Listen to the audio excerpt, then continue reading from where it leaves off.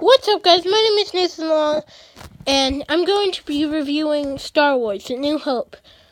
So the movie starts off on these rebels are like getting into position, and then stormtroopers come out and they have a big battle, and C-3PO and R2-D2 are trying to dodge the shots, and they do, and they get somewhere safe, I guess. And then Darth Vader comes out. And after the big blaster battle is done, and Darth Vader comes down out, and then he goes and chokes out a rebel. And then he says, he's asking for plans, and he says, I want those plans. Get me the rebels. I want them alive. So they get a prisoner, and it's Princess Leia, and the stormtroopers say set it for stun, and she gave a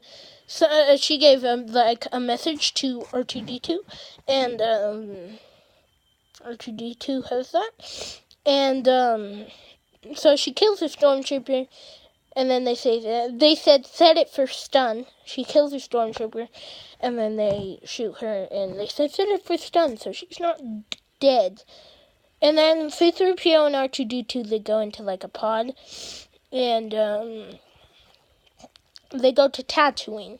And so they bring Princess Leia to Darth Vader, and Darth Vader, he's pretty mad. He says that, he wants the plans, and she says, I am an Imperial, she says, I'm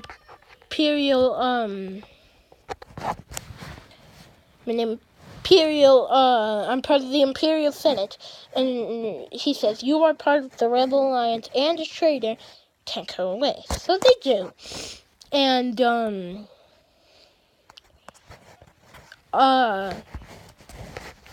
and then they get Tatooine. Tatooine is a bad planet. Tatooine is like living out here in the desert. It's terrible. It's not good.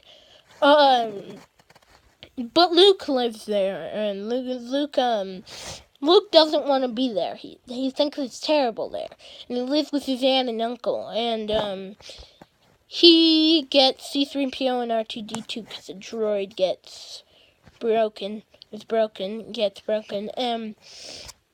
Jawas C-3PO and R2-D2 get in a little fight, and then R2-D2 gets captured by Jawas, and there's a few other droids with him in the sandcrawler or sand dune, and C-3PO's there, and C-3PO and this other droid get taken, and the other droid, gets transforms into a useless, lifeless droid, and so they get R2-D2 instead. And Luke is cleaning them, and he finds a message, and it says, help me, Obi-Wan Kenobi, you're my only hope. And so Luke is like, I wonder if he's talking about old Ben. And Ben was an old, he's an old guy, but they go somewhere, the next day, and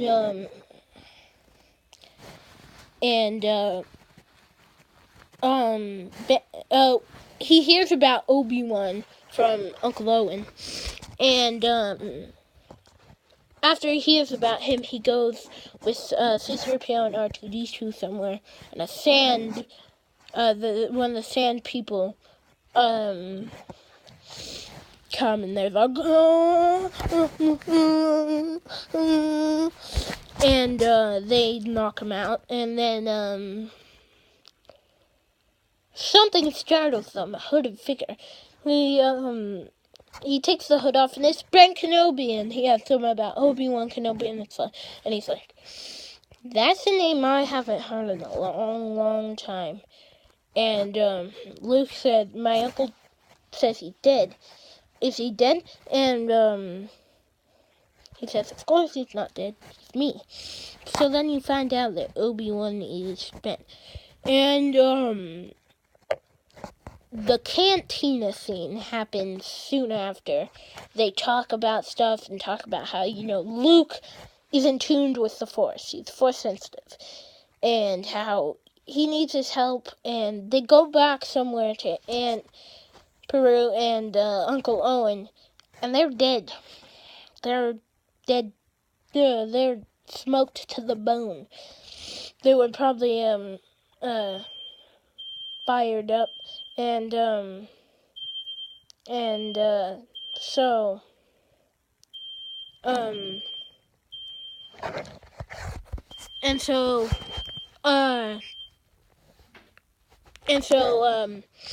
they go into the cantina, and Han Solo and Chewbacca are introduced. Obi-Wan cuts off this guy's arm because he's being a punk to Luke, and Obi-Wan is talking to Chewbacca before that, and then they go to Han Solo, but and he says, okay, you've got yourself a deal, and they say, they'll pay him something, and Greedo comes, and Greedo's like, going somewhere, Solo, I've been waiting for this day for a long time, but he does shoot first, which I prefer that he doesn't shoot first. I think if Star Wars was a real thing, Han Solo would have shot first. But it is what it is. And then Han Solo goes to Jabba. And Jabba is really nice. Jabba is a really nice, fat slug. And he's like, Solo, come out of there, Solo. And they're making deals and everything. And this is to show that he's nice. He goes, and I'll give you extra. Han Solo goes, and I'll give you extra. And he says, okay, an extra 20%. And he goes, 15. Don't push Jabba. And Jabba says, okay, 15. And it's like, why is he so nice to him? I don't know why, but he is. So that happens, and then they go on the Millennium Falcon, some stormtroopers come and they shoot them. And then they go to the Death Star. And the Death Star has blown up Alderaan. And Princess Leia had to watch this, their home planet. And she lied about saying that one of her rebel bases was on Dantooine. And it wasn't. It wasn't. They said there were pieces of a rebel base there, but it's not there, and Tarkin's like, she lied to us. Terminate her immediately. And there's this one scene that happened earlier. One of these guys is telling Darth Vader that your sad devotion to that, because they're having like a meeting, and he says and he says that, and Darth Vader says, don't be so proud of this terror you've caused. The insignificance of destroying a planet is nothing compared to the power of the Force. And he's like, don't try to scare us with your sorcerer's ways, Vader. Your sad devotion to that religion, to that ancient religion. And Darth Vader just comes over. She goes like this, and he's like, and Tarkin's like, enough of this. Vader, release him. And Darth Vader's like, if you wish. And he takes orders from Tarkin, so you know that Tarkin is a high-ranking officer. Anyway, so they do find Princess Leia, but Obi-Wan goes off. And this trash compactor scene is actually very good. I like it. And I like the trash compactor scene because it's like Luke falls into the trash and this monster is there, and then they brace it with something because the walls start closing in, and C-3PO's like, oh no, I've killed them. And then they're like, yeah, we're okay. Yeah, and he's like, oh yay, I haven't killed them. So that happens, but Obi-Wan is deactivating the tractor beam, Then he goes to fight Darth Vader, because he had mentioned that Vader was a pupil of his, and an apprentice, yeah. So, Vader had said to Tarkin that Obi-Wan is here, and it was the presence of my old master, and I have to face him alone. So they do, and it's cool. They do fight, and they talk about how his powers are weak, old man, and to Obi-Wan, Darth Vader says that. And Darth Vader says, when I left you, I was but the learner. Now I am the master. And Obi-Wan says, only a master of evil, Darth. And he said, and it's like, okay, so these guys have a connection of some kind. And so, they definitely have a connection. And, Darth Vader kills Obi-Wan because he goes like, because he sees Luke, and then they go on to the Millennium Falcon, Luke, Leia, Han Solo, and Chewbacca, and Darth Vader is right there, but he doesn't go on the Millennium Falcon. And then they go to the Rebel base, and a really exciting thing happens. They teach them about the Death Star and how this porthole can destroy it. And so they go on the Death Star trench run, and it's really exciting and entertaining. I like it. Luke is like, everybody's getting fried and killed but Luke. And Darth Vader does come in his TIE Fighter. And then he says the Force is strong with this one. And Han Solo had left before, so Han Solo's not there. And then, Millennium Falcon comes, just busts them, and Darth Vader's like, what? And he goes like flying and everything, and it's so cool because the Han Solo comes back.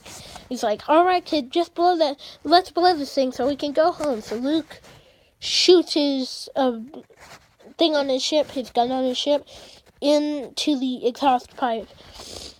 And the Death Star is about to fire for the Rebel base, and everyone on the Death Star, and that is Tarkin's on there, dies because it was destroyed. And they go back, and everyone's so happy, but R2's fried because he got shot. And then they get their medal, and Han Solo and Luke do, and Princess Leia is kind of the boss and gives them the medal. And R2-D2 is there, C-3PO's there, and it ends. I hope you enjoyed this review. Well, anyway, bye guys. Thumbs up, subscribe. Oh, and this is a very amazing movie. So yeah, bye.